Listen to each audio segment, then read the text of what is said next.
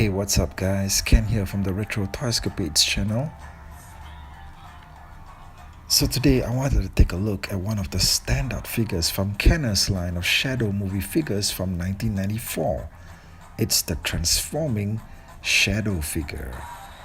Oh yeah.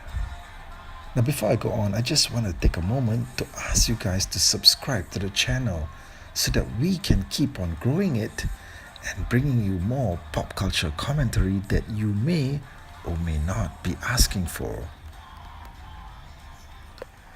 Okay, now let's get down to talking about the figure. Here, we see Bruce Wayne in the package.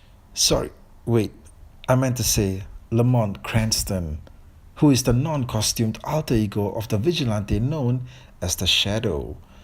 Now, I got this mint on card, and it looks really nice with everything displayed in package and positioned well for maximum visual pleasure.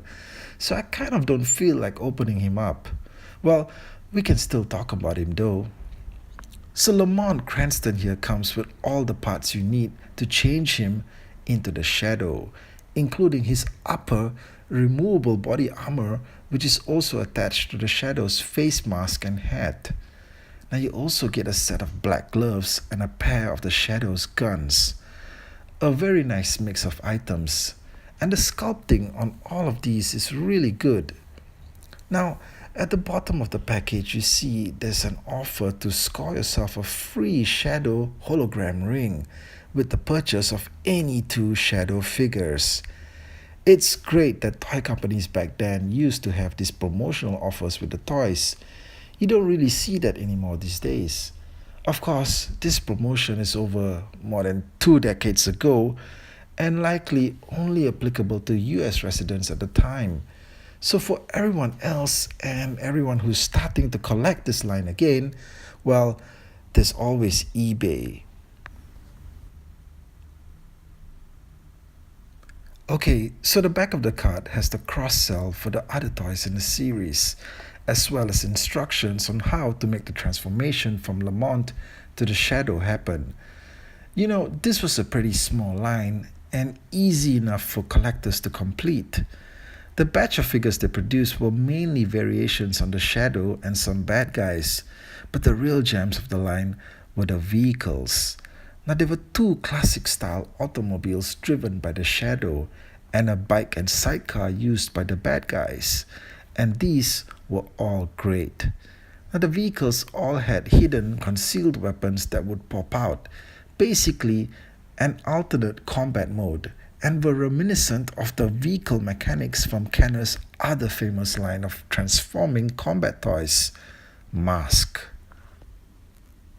Now KENNER did some very outstanding work with their action figure lines in the 1980s, but somewhere in the 90s, they started to develop a somewhat negative reputation for largely movie-based toy lines.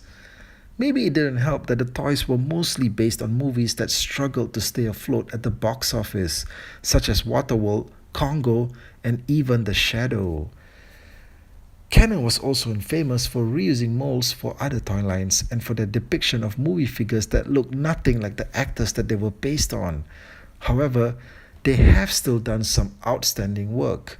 To that end, I'd like to draw your attention to the facial sculpt of this Lamont Cranston figure.